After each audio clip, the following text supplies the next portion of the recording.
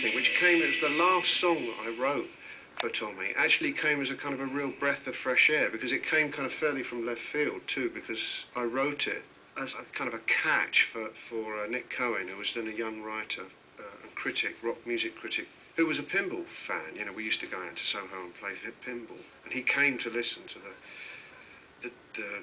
the half-finished, the work in progress of Tommy at the studio, and I said to him, "What do you think?" You know, and he said, "Yeah, it's okay, it's good, it's good, it's good, it's good."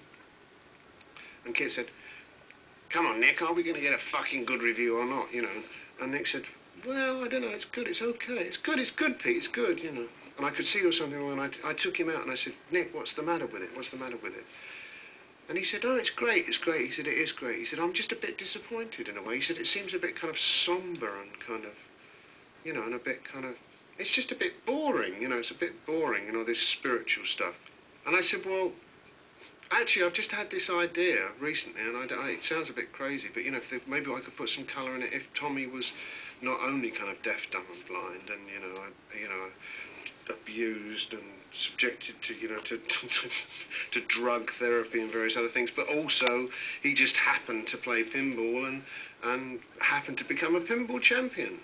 What do you think of that?" And Nick said, "It's a masterpiece."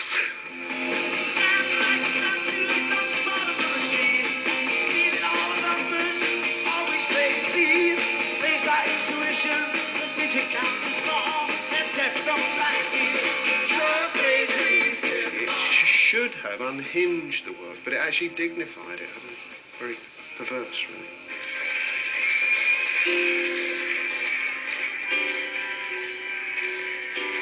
I was nervous about singing Pinball because it's such a well-known song. I had to make it my own. In the keyboard thing, being able to play the da-la-la-la on the keyboard, really, that solved all the problems. Once I was, you know, I made it in kind of way into one of my numbers as well.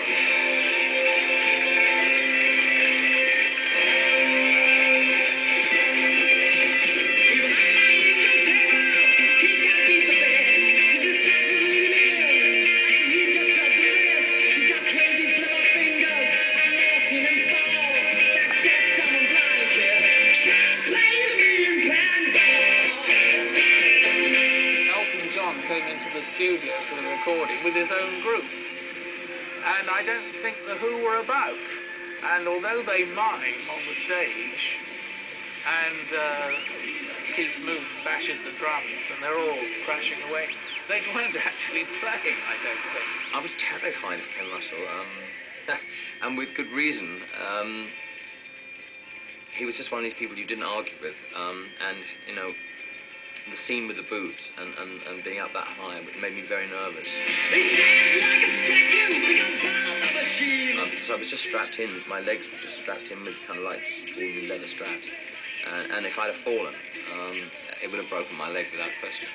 So I was very nervous, but Ken said do it, and I did it. And it worked incredibly well, and I'm kind of glad in a way that I didn't have any input in it, because I was at that stage where I was just listening to people and I wasn't full of myself, and you know, it made a change. That came later on in the career. And it took guts to get up on them boots, I'll tell you.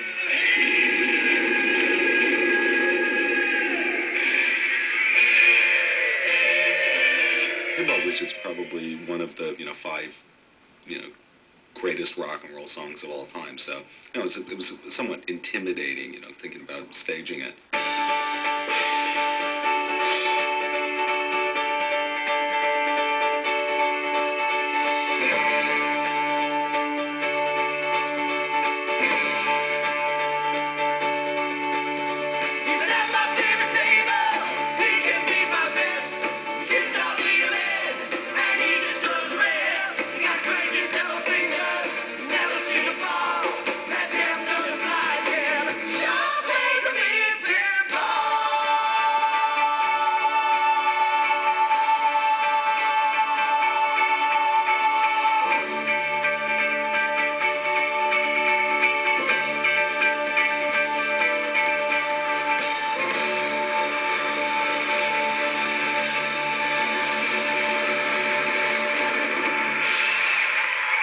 I suppose I was really kind of surprised to realise that I was a composer, and I composed music. You know, it wasn't just about pop songs, that they were actually responding to the complete piece, And that's the thing I find quite interesting, and I suppose really most moving about being involved in Tommy on Broadway is people call me the author, the composer. You know, they don't say, oh, he's the bloke who wrote the songs. You know, it's like, I think it's